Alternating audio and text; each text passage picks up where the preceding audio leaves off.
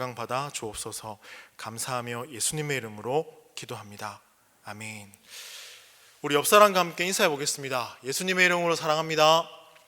예수님의 이름으로 사랑합니다. 예수님의 이름으로 사랑합니다. 한 번 더 인사하시겠습니다. 예수님의 이름으로 사랑합니다. 네, 감사합니다. 오늘 함께 읽은 요한복음 1장 9절에서 14절 말씀을 가지고 섬김이란 제목으로 말씀을 전하고자 합니다. 말씀을 전하기 전에요, 저희 2020년 저희 온누리 교회 표가 있습니다. 한번 따라해 주십시오. 항상 성령 안에서 기도합시다. 오전보다는 저녁에 오신 분들 목소리가 훨씬 크신 것 같습니다. 항상 성령 안에서 기도하며 교회와 나라와 셀과 다음 세대를 위해 기도하시는 기도의 사람이 되시기를 소망합니다. 아멘. 그런 의미에서 이렇게 한번 인사 또 해볼까요? 기도의 사람이 됩시다. 기도의 사람이 됩시다. 네, 아멘. 네. 여러분, 저는요 교회 주보를 보고서요, 특별히 주보 교회 소식 1번을 보시면 이렇게 되어 있습니다. 11월 중으로 각 기간 총회를 열어 2021년 임원을 선출해 주시기를 바랍니다. 2021년을 섬길 임원들, 그리고 셀에서도요 그렇고, 내년에는 누가 이 섬김의 자리에서 우리 형제 자매를 위해서 섬길까, 이 광고를 보고 궁금하기도 하고 기대가 되기도 했습니다. 그런 의미에서요, 제가 사랑부를 맡고 있는데요, 저희 사랑부는 벌써 총회가 끝이 났습니다. 이 빨리 끝날 수 있는 이유가 있었습니다. 이제 임원 선출을 위해서 자리가 모였을 때 2020년 코로나19로 인해서 아무도 그 임원답게 섬기지 못한 부분들이 있지 않습니까? 그래서 그대로 내년에 한 해 더 올라가는 걸로 했으면 좋겠습니다. 아멘이십니까? 다 아멘 하시더라고요. 그래서 총회가 일순간에 끝이 났습니다. 그러한 때에 주님께서 그 자리에서 저에게 이런 마음을 주셨습니다. 제가 금요기도회 때 예배, 말씀, 기도를 연달아 차례대로 설교를 했는데요, 그 설교를 할 수 있었던 그 원동력은요, 한 권사님과의 만남이었습니다. 목사님, 어떻게 하면 은혜 받을 수 있습니까? 그 질문이 저로 하여금 성도님들 가운데 가장 기본이 되는 예배와 말씀과 기도, 이것을 잘 정리해서 말씀드려야 되겠다, 그렇게 해서 금요기도회 시간에 차례대로 설교를 준비했었거든요. 근데 이번에는 그 총회가 끝나면서, 그리고 주보 광고 1번에 이 광고를 보면서 주님이 저에게 이런 마음을 주셨습니다. 섬김, 이 섬김에 대해서 함께 말씀을 통해 살펴보고 말씀을 전하라는 그런 마음을 저에게 주셨습니다. 그래서 설교를 준비하면서요, 섬김에 대해서 묵상하고, 또 우리가 주님 닮은 그 섬김이 우리 안에 있기를 바라면서요, 그렇게 섬기며 살아가면 좋겠다라는 마음으로 설교를 준비했습니다. 저와 여러분이 그렇게 살아가셨으면 좋겠습니다. 그래서 요 며칠간 이 섬김에 대해서 고민했습니다. 우리가 너무나 잘 알고 있는 이 섬김을 어떻게 전달할까, 어떻게 말씀으로 여러분들과 함께 나눌 수 있을까, 그렇게 고민하다가 4가지 주제가 나왔습니다. 첫 번째 주제는요, 성육신입니다. 그리고 두 번째 주제는 공생애입니다. 그리고 세 번째 주제는 십자가입니다. 그리고 네 번째 주제는 우리들의 삶입니다. 이 주제를 가지고 이제 4번의 설교 시간을 통해서 섬김에 대해서 살펴보고자 합니다. 오늘은 그 첫 번째 시간으로요, 바로 성육신, 그 섬김과 성육신에 대해서 살펴보고자 합니다. 여러분, 예수님께서 이 땅에 오신 것, 이것을요 조금 더 어려운 말로 표현하면요, 성육신이라고 할 수 있습니다. 즉, 스스로 낮아지는 사람, 스스로 우리 주님께서 낮아지시고 섬기셨던 그 사람, 그것이 바로 성육신입니다. 저는 이 섬김을 주제로 말씀을 준비하면서 이 3사람이 생각이 났습니다. 첫 번째는요, 제가 다니던 모교회의 장로님이 생각이 났습니다. 이 장로님께서는요, 항상 기도에 본이 되시고 항상 성실하게 늘 신앙을 지켜가는 분이셨습니다. 저희 모교회는요, 이 장로님께서 원진산업이라는 회사를 저 소주공단에서 운영을 하셨거든요. 그래서 저희 모교회 대학부 출신들은요, 저마다 한 번씩 이 장로님의 공장에서 아르바이트를 했습니다. 그게 필수 코스처럼 되어졌죠. 여러분, 그 당시 1시간 시급이 얼마인 줄 아십니까? 1,300원입니다. 1,500원. 지금은 1시간 시급이 8,590원이라고 하더라고요. 하루 종일 일하면 돈이 얼마가 되겠습니까? 그러나 장로님께서는요, 보름을 일하든 한 달을 일하든 금액이 이 공장에서 일을 하면 정해져 있었습니다. 그것은요, 이제 고3이 되어서 대학 시험을 치면은 입학금과 등록금이 필요하지 않습니까? 아르바이트비가 등록금과 입학금이었습니다. 그리고 대학생이 돼서 다른 곳에서 아르바이트를 하는 것이 아니라 장로님 공장에 가서 한 달만 방학 때 일하면 이제 등록금을 받을 수 있는 거죠. 장로님이 그렇게 고분분투하는 대학부 청년들을 섬기시더라고요. 그 이유는 그렇습니다. 이 학업을 열심히 하고 신앙을 잘 지켜 나가는 것이 나가면 좋겠다는 장로님의 마음이 있으셨던 거죠. 제가 그리고 두 번째로 생각나는 분은요, 저희 아버지입니다. 여러분, 아버지, 어머니란 단어만 떠올려도 가슴이 뭉클하고 눈물이 나지 않으십니까? 전부 다 저를 그냥 멍하게 보시는 것 같은데요. 그렇죠. 아버지, 어머니만 이름만 불러봐도 가슴이 미어지잖아요. 저희 아버지하고 저는 좀 특별했다고 생각을 하는데요. 20대 때까지 아버지 손을 잡고 한 손에 캔커피를 들고 공원에서 데이트할 정도로 아버지하고 되게 관계가 돈독하고 친했거든요. 그런 아버지가 지금은 참 제 곁에 없다는 것이 참 아쉽지만요, 나중에 또 볼 수 있으니까요.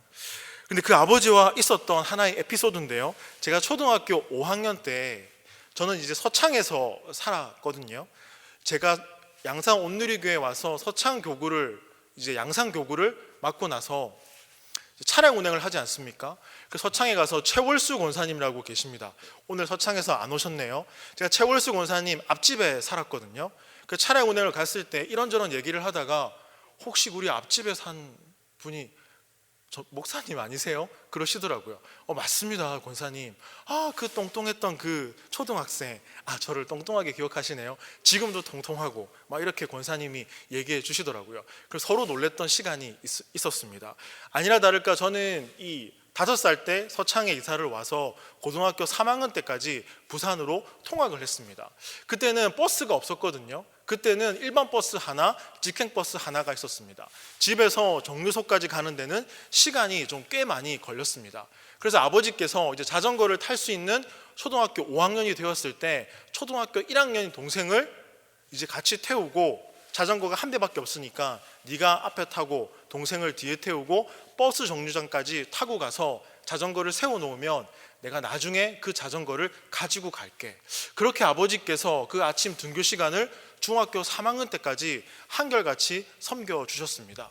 무슨 일이 있듯 아버지 돌아보면 참 감사한 기억들이 그렇게 되더라고요. 추억이 되고요. 아버지께 참 감사했습니다.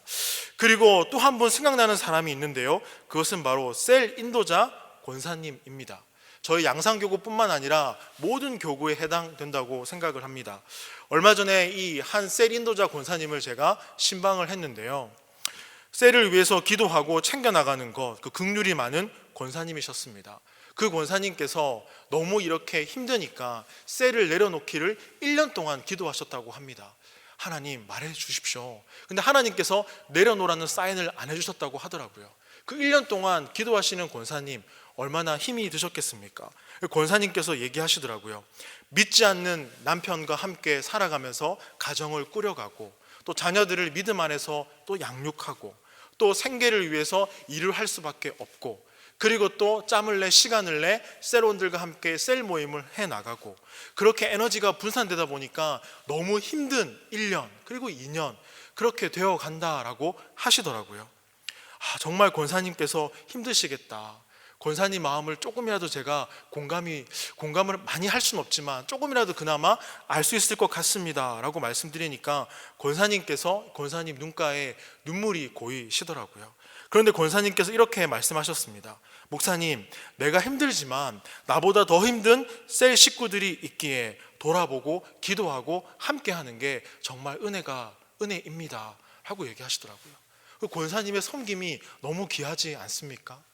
분산되는 에너지 속에서 셀원들을 생각하고 섬기는 것, 저와 여러분은 그렇게 알게 모르게 늘 섬기는 자리에서 살아가고 있습니다. 여러분, 그렇다면요, 여러분에게 질문하고 싶습니다. 섬김은 무엇입니까?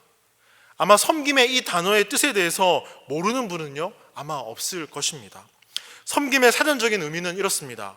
공경하여 받들어 모시는 것, 아랫사람이 윗사람을 공경하여 모시는 것. 여러분, 사전적인 정의에 따르면 아랫사람이 윗사람을 받들고 순종하는 것, 그것이 섬김입니다. 지난날 저의 삶을 돌아보면요, 이기적이었던 어린 시절이 있었습니다. 그리고 한심한 사춘기 시절이 있었고요, 그리고 갈팡질팡했던 20대 청년의 시절이 있었습니다. 그래서 저는 이런 생각이 들었습니다. 부모님이 나를 섬기셨구나, 그래서 내가 이 자리에 있구나 라는 사실을 저는 깨닫게 되었습니다. 여러분, 아랫사람이 윗사람을 섬기는 것, 공경하는 것, 순종하는 것, 이것이 섬김인데요, 저는 거꾸로 섬김을 받았죠. 그리고 내리사랑을 통해서 이제 인간구실을 좀 하게 된 것 같습니다. 좀 철도 좀 들고요, 좀 자기중심적인 이 인생에서 좀 주변을 돌아보는 인생도 좀 되었고요. 여러분, 저는 섬김이라는 이 단어를 묵상하면서 오늘 함께 읽은 이 요한복음 1장이 떠올랐는데요, 자, 다 같이 요한복음 1장 9절에서 11절까지를 한번 읽어보겠습니다. 시작. 참빛 곧 세상에 와서 각 사람에게 비추는 빛이 있었나니 그가 세상에 계셨으며 세상은 그로 말미암아 지은 바 되었으니 세상이 그를 알지 못하였고 자기 땅에 오매 자기 백성이 영접하지 아니하였으나. 여러분, 9절에 보면 참빛이 세상에 왔다, 10절에 보면 그가 세상에 계셨다, 11절에 보면 자기 땅에 오매, 그 14절을 보십시오. 읽진 않았지만 말씀이 육신이 되어 우리 가운데 거하시매. 이것을 종합해 보면요, 요한은 이렇게 외칩니다.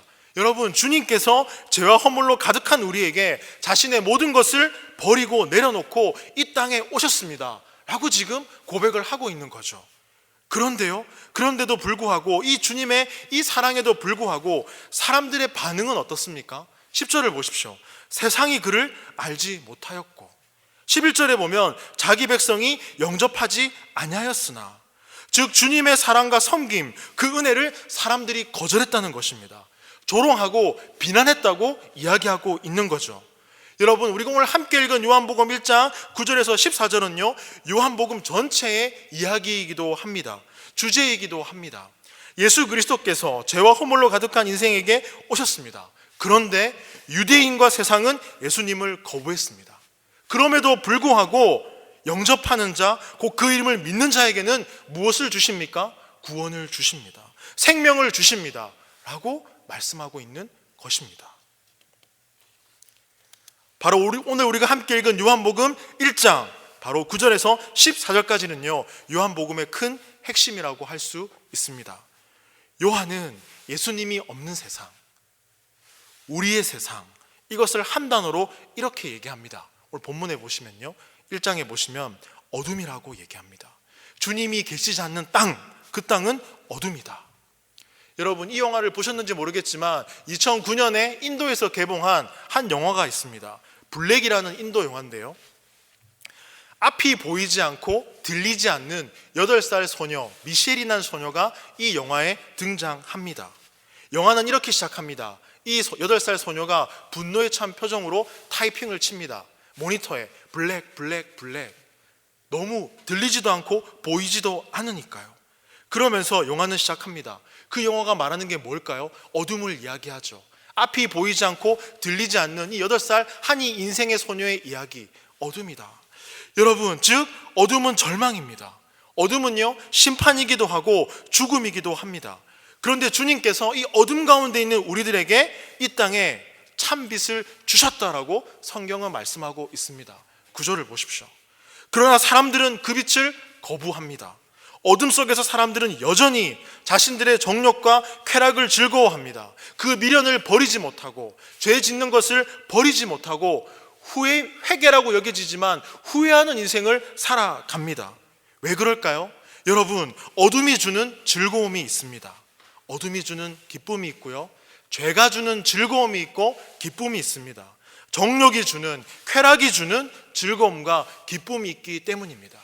그러면서 우리는요, 주님께 회개한다라고 이야기하지만 솔직히 말해서 후회하는 인생을 살아가는 게 우리 인생이 아닐까라고 생각되어집니다. 그러나 중요한 것은요, 그 어둠 안에는 참 생명과 참 평안이 없습니다. 이 땅을 살아가면서 많은 사람들은 높아지려고 하고 인정을 받으려고 하고 칭찬을 받으려 하고 더 높은 곳을 올라가려고 합니다. 더 많이 가지려고 하고 채우려고 하죠. 그런데 우리 주님의 삶은 어떻습니까? 정반대의 삶을 사셨죠. 내려가는 삶, 자신을 비우는 삶, 자신을 부인하는 삶, 그리고 죽는 삶. 그것이 주님의 삶이었습니다. 예수님의 제자들은 예수님과 동행을 했습니다. 그런데 어떠했습니까? 예수님의 제자들의 마음 가운데 여전히 시기가 있고 다툼이 있고 원망이 있고 분노가 있고 비교가 있고 열등감이 있었습니다. 우리와 별반 다르지 않습니다. 예수님의 제자들조차 예수님과 함께하면서 더 가지려고 하고 더 무언가를 움켜쥐려 하고 인정받으려고 하고 높아지려고 했습니다. 그러니 그 제자들의 마음속에도 평안이 없는 거죠. 여러분, 그리스도를 본받아라는 책을 혹시 읽어보셨습니까? 토마스 아켄피스는요, 그리스도를 본받아라는 책에서 이렇게 말합니다. 만일 그대가 다른 사람과 더불어 평화스럽게 조화된 생활을 하려거든 당신 자신을 억제할 수 있는 여러 가지 훈련을 배워야 합니다. 모든 사람 중에서도 지극히 작은 자가 되고 또 모든 사람을 섬기는 종이 되려고 노력하지 않는 사람은 결코 그 마음의 평화를 결코 오래 유지할 수 없습니다. 즉, 우리 마음 가운데 평화를 위해서요, 특별히 성도들에게 섬김의 훈련을 해야 됩니다. 지극히 작은 자가 돼야 됩니다. 그렇지 않으면 참 평화는 없습니다 라고 이야기를 합니다. 이 이야기는 이렇게 말할 수 있습니다. 우리 자신을 가만히 두면 우리는 틈만 나면 교만해지려고 하죠. 그리고 무엇인가를 향해서 올라가려고 하죠. 그렇기 때문에 억지로라도 내려가는 이 훈련을 하지 않으면, 절제하는 훈련을 하지 않으면 안 된다라는 말이기도 합니다. 그런데 여기서 예배하는 저와 여러분 모두를 포함해서요, 여러분 이런 마음 있지 않습니까? 내려가면 왠지 자존심이 상할 것 같고, 특별히 자존심이 강한 사람은 어떻습니까? 내려가면 죽을 것 같죠. 저는 결혼하고 이것을 알았습니다. 아내와 어떤 특정한 일을 생각이 나진 않지만 자존심을 이렇게 핏대 세워 얘기하는 저를 보고 놀랐습니다. 당연히 누가 봐도 아닌 건데 끝까지 우기고 있는 저의 모습을 봤습니다. 우기지 않으면 제가 질 것 같더라고요. 제가 잡혀 살 것 같더라고요. 그래서 그건 아니야 모두가 아니라고 하는데 맞다고 저는 그것을 우기고 있더라고요. 그 사건 이후에 아내에게 이야기했죠. 자존심을 평생 세우지 않는 남편이 되겠다. 여러분, 그리고요, 그렇게 아둥바둥 자존심을 지켜가면서 내려가지 않고 끈질기게 지키고 하는 사람들에게 토마스 아켄피스는 그리스도를 본받아라는 책에서 말합니다. 그 사람들의 삶에는 평화가 없습니다. 그리고 쉼도 없습니다. 그러면 저는 그 책을 보면서요, 그런 생각이 들었었습니다. 그렇다면 우리가 내려가려면 어떻게 해야 됩니까? 어떻게 내려가는 이 훈련을 할 수 있습니까? 이 내려가야겠다는 것을 우리는 잘 알지만 잘 내려가지 않는 인생이 또 저희의 인생이지 않습니까? 여러분, 신앙생활을 오래 해도요, 우리 이 마음속에 깊은 마음, 이 마음속에 탐심이 있고요, 정욕이 있고 욕망이 있습니다. 교만이 있습니다. 내가 원하는 것을 바라보는 아무도 모르는 나의 마음이 있습니다. 그래서요, 믿음 생활 잘하다가 막판에 실족하고 또 시험 앞에 흔들리는 분들을 보기도 합니다. 자, 그런 고민을 하고 있을 때 한 선배가 선물해준 책이 생각이 났습니다. 바로 그 책의 제목은요, 세상의 길, 그리스도의 길이라는 책입니다. 여기 계신 분들 중에 그 책을 보신 분도 있을 줄 생각이 되어집니다. 이 책의 저자인 헨리 나우의 목사님은요, 이 책에서 이렇게 말합니다. 하나님은 우리를 올라가는 상향성의 삶이 아니라 내려가는 하향성의 삶으로 우리를 부르셨습니다 라고 말합니다. 그러나 그 낮아지는 삶, 하향성의 삶은 우리 스스로는 불가능하다라고 그 책에서 말합니다. 저는 이 부분에서 상당히 동의가 되어지더라고요. 토마스 아켄피스는 그리스도를 본받아라는 책에서 우리는 내려가는 훈련을 해야 됩니다 라고 했습니다. 내려가는 훈련을 해야 된다. 그럼 어떻게 내려가냐고요? 그 질문에 대한 답은 우리들이 찾아야 되더라고요. 그런데 헬리나우의 목사님은 뭐라고 말합니까? 그 책에서요, 세상의 길, 그리스도의 길이라는 책에서 우리는 스스로 내려갈 수가 없다라고 말합니다. 낮아지려고 했다가 조그만 수가 틀리면 우리는 화려해지고 싶어하고 교만해지려고 하죠. 그리고 우리 스스로 그것을 제어하기 어렵다는 것을 우리는 발견하게 됩니다. 그렇다면 여러분, 결국 우리의 인생은요, 하나님이 주신 소명과 이 시험 사이에서 흔들리는 인생이 아닐까요? 결국 우리의 인생은 하나님이 주신 소명과 시험 사이에서 흔들리는 인생이다라는 것입니다. 하나님의 소명과 내 욕망 사이에서 늘 흔들리는 삶, 그것이 바로 우리의 인생이라는 겁니다. 여러분, 그러면 우리가 어떻게 하면 이 내려가는 삶, 이 하향성의 삶, 이 섬김의 삶을 살 수 있을까요? 헬리나우의 목사님은 이렇게 이야기를 합니다. 여러분, 어떤 제자 훈련을 마스터해서 되는 것이 아니라, 훈련을 많이 받는 것이 중요한 것이 아니라, 성경을 많이 읽고 제자가 되는 것이 중요한 것이 아니라 성령의 지배를 받아야 합니다라고 말합니다. 여러분, 무슨 말입니까? 예수 그리스도를 인도하신 바로 그 성령의 인도를 받는 삶, 그것이 우리를 변화시킨다는 것입니다. 성령의 지배, 성령이 우리를 지배할 때요, 우리는 변화받고 낮아질 수 있습니다. 저는 이 부분이 감동이 되었습니다. 그런데 저자는 여기에서 머무르지 않고 세 가지를 이야기합니다. 제자의 삶, 성령이 다스리는 삶을 살기 위해서 세 가지를 제안합니다. 첫 번째는요, 교회의 훈련입니다. 두 번째는 성경의 훈련입니다. 세 번째는 마음의 훈련입니다. 자, 첫 번째로요, 교회의 훈련은 예배를 말합니다. 하나님의 임재가 가득한 예배. 왜냐하면 하나님의 임재가 가득한 예배를 통해서 성령의 다스림이 시작이 되거든요. 그래서 여러분께 부탁드립니다. 모든 예배를 위해 기도해 주십시오. 예배 순서를 맡은 분, 기도를 맡은 분, 새가족 안내를 하는 분, 찬양대, 기도, 헌금위원 모두를 위해서 기도해 주셔야 됩니다. 하나님이 받으시는 예배, 하나님의 임재가 가득한 예배 되게 하여 주옵소서. 왜냐하면 예배부터 성령의 그 지배와 다스림이 시작되니까요. 예배를 사모하시기를 바랍니다. 두 번째로 성경의 훈련입니다. 여러분, 진정한 묵상이 있는 삶, 큐티, 성경을 대면하는 그러한 삶이 중요하다라고 말합니다. 조금씩 말씀을 가까이 하는 삶, 하나님께 경건의 시간을 내어드리는 삶, 여러분에게 묻고 싶습니다. 한 주의 삶 가운데 주님께 내어드리는 경건의 시간은 여러분들 얼마나 확보하고 계십니까? 주일이 지나면 어떻습니까? 우리의 삶의 터전, 그리고 우리가 몸담고 있는 직장과 학교와 공동체로 다 돌아가게 됩니다. 여러분, 얼마의 시간을 주님께 내어드리고 계십니까? 저는 그런 의미에서 설교 시간에 몇 번 말씀드린 적이 있는데요, 이 경건의 일기를 써보시기를 부탁드립니다. 경건 일기, 그 중에 한 대목을 제가 읽어드리겠습니다. 9월 4일 일기입니다. 주님, 저는 여전히 연약하다고 말합니다. 주님, 그런데 저는 변하지 않습니다.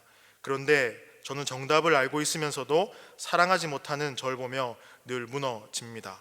그러면서 밑에 요한일서 4장 7절에서 9절 말씀을 적었습니다. 사랑하는 자들아, 우리가 서로 사랑하자. 사랑은 하나님께 속한 것이니 사랑하는 자마다 하나님으로부터 나서 하나님을 알고 사랑하지 아니하는 자는 하나님을 알지 못하나니 이는 하나님은 사랑이심이라. 하나님의 사랑이 우리에게 나타난 바 되었으니 하나님이 자기의 독생자를 세상에 보내심은 그로 말미암아 우리를 살리려 하심이라. 하나님, 저는 하나님의 그 사랑 앞에 오늘도 엎드립니다. 여러분, 주님께 이렇게 드리는 시간이 있을수록 성령님과 함께하며 여러분의 믿음이 자랄 줄 믿습니다. 세 번째로는요, 마음의 훈련입니다. 이렇게 질문할 수 있겠죠. 마음의 훈련. 골방에서 홀로 기도하는 시간이 있으십니까? 저 고신대학교를 다닐 때 이 고신대학교 안에는 기도실이 있습니다. 한 명이 딱 들어가서 앉을 수 있는데요, 거기는 책상도 있고 그리고 좌식 의자도 있습니다. 거기서 이제 기도하고 또 그렇게 주님께 나아갔거든요. 그래서 시간 날 때마다 그곳에 들려서 기도했던 생각이 납니다. 물론 피곤할 때 잘 공간이 없어서 그곳에서 자기도 많이 했습니다. 여러분, 이처럼요, 하나님을 만나는 시간이 있는가 여러분 꼭 점검해 보셔야 합니다. 즉 교회의 훈련, 성경의 훈련, 마음의 훈련, 말씀, 이 기도를 통해서 자신의 정욕과 탐심, 교만이 아닌 하나님의 영, 성령이 조금씩 성도를 붙잡는다라고 말씀하고 있습니다. 이렇게 나아갈 때 성도의 삶에 변화가 시작된다는 것입니다. 그리고 조금씩 겸손의 삶, 섬김의 삶, 낮아지는 삶을 살아갈 수 있다는 거죠. 여러분, 우리 인생은요, 브레이크 없는 자동차와도 같습니다. 가만히 놔두면 자기 욕망을 향해 달려갑니다. 세상의 어떤 것들을 향해 달려갑니다. 그리고 교통사고가 나듯 결국 사고가 나게 됩니다. 그리고 성도로서 절제하고 훈련하고 성령님의 다스림을 받으려고 하지 않으면 우리 인생은 언젠가 달려가다가 충돌하고 부서지게 되어 있습니다. 여러분, 그렇기 때문에 말씀에 대한 훈련, 이 예배에 대한 훈련, 이 처절한 기도 훈련을 통하여서 성령의 다스리심을 구하고 겸손과 섬김의 길로 나가야 될 줄 믿습니다. 여러분, 다시 한번 질문 드리고 싶습니다. 여러분, 세상의 길로 지금 가고 계십니까? 그리스도의 길로 가고 계십니까? 여러분의 마음은 세상의 길에 있으십니까? 그리스도의 길에 있으십니까? 주님께서 낮아지시고 죄와 허물로 가득한 우리에게 다가와 섬김, 그 섬김의 모습을 보여주셨습니다. 제가 설교 초반에 말씀드렸죠. 스스로 낮아지는 사랑, 그 주님의 낮아지는 그 사랑, 성육신의 그 사건으로 인하여서 우리는 무엇을 얻게 되었을까요? 14절 보십시오. 우리는 무엇을 누리게 되었는지 14절에 두 가지가 나와 있습니다. 14절 말씀을 한번 읽어보겠습니다. 말씀이 육신이 되어 우리 가운데 거하심에 우리가 그의 영광을 보니 아버지의 독생자의 영광이요 은혜와 진리가 충만하더라. 여러분, 요한은 예수 그리스도의 스스로 낮아지심과 이 겸손과 섬김을 통하여서 우리가 누리는 두 가지를 말씀하고 있습니다. 첫 번째가요, 우리가 그의 영광을 보게 되었다라고 말합니다. 우리의 믿음의 조상들은요, 귀로만 들었습니다. 예수 그리스도를요. 그런데 우리는 눈으로 보게 되었다라는 것입니다. 우리가 그의 영광을 보니, 우리가 주님을 보고 만지고 우리가 주님을 느끼게 되었다라는 것입니다. 바로 주님이 스스로 낮아지시는 성육신, 우리와 함께 하시는 그 섬김을 통해서 우리가 주님을 만나게 되었다라고 요한은 고백하고 있는 것입니다. 여러분, 두 번째로 우리에게 주신 것이 무엇입니까? 바로 은혜와 진리가 충만하더라라고 고백하고 있죠. 여러분, 이것을 쉽게 얘기하면요, 예수 그리스도는 충분한 하나님의 은혜라는 것입니다. 온전한 진리라는 이야기죠. 예수님은 우리의 모든 것이 되십니다. 그리고 우리를 구원하고 그 값없이 주시는 은혜, 그 은혜와 진리가 우리를 충만하게 하신다라고 요한은 고백하고 있습니다. 여러분, 이것을요, 이사야 선지자의 스타일로 제가 말씀드릴까요? 이사야 선지자의 스타일로 이렇게 표현할 수 있습니다. 예수님의 낮아지심, 섬김, 성육신을 통하여서 우리가 평화를 누리게 되었습니다. 우리가 나음을 얻었습니다. 이렇게 이사야가 얘기를 하죠. 여러분, 말씀을 정리해 보겠습니다. 섬김의 사전적인 의미는 아랫사람이 윗사람을 받드는 겁니다. 또 낮은 사람이 높은 사람에게 엎드리는 것, 이것이 섬김이죠. 이러한 섬김은 마땅히 해야 하고 자발적으로 해야 합니다. 그러나 우리 주님이 보여주신 섬김은요, 어떻습니까? 스승이 제자를 섬기는 거꾸로 섬김입니다. 내리 섬김이죠. 예수님이 보여주신 섬김은요, 스스로 낮아지시는 섬김이었습니다. 그 사랑과 은혜로 우리는 평화를 누리고요, 나음을 얻게 되었다라고 이사야는 말해주고 있습니다.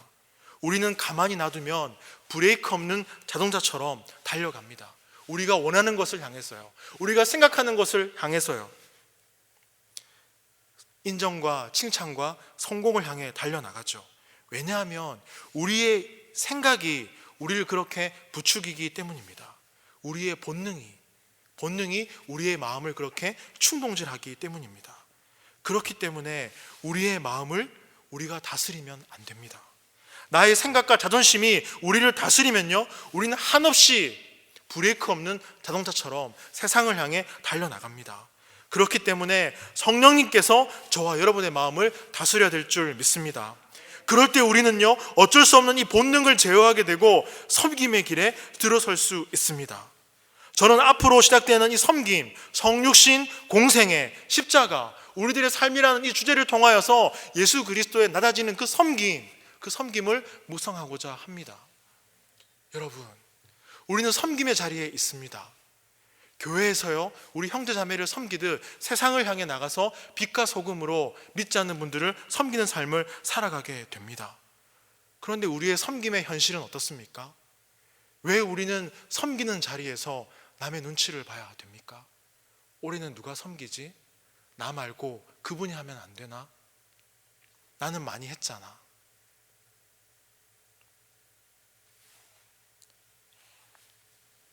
예배를 드릴 때 주님을 향한 뜨거운 그 섬김들, 가족들을 챙겨나가는 그 섬김들, 그것이 많이 사라지고 있습니다. 여러분, 예수 그리스도는 스스로 낮아지셨고 십자가에서 우리를 위해 죽으셨습니다. 우리 인생을 위해 생명을 주셨고 올인하셨습니다. 그 올인한 주님과 함께하는 우리 성도의 삶은요, 눈치를 보고 부담스럽고 회피합니다. 조금 더 냉정하게 말씀드리면 담임 목사님의 설교자의 축도가 끝나지도 않았는데 예배당 뒤편을 향해 문을 열고 나갑니다. 너무 가슴이 아픕니다. 율법적이라고 얘기하신지 모르겠지만 그냥 가슴이 아픕니다. 하나님은 우리에게 어떤 분이십니까? 담임 목사님이 말씀하신 예수 그리스도, 그분은 어떤 분이십니까?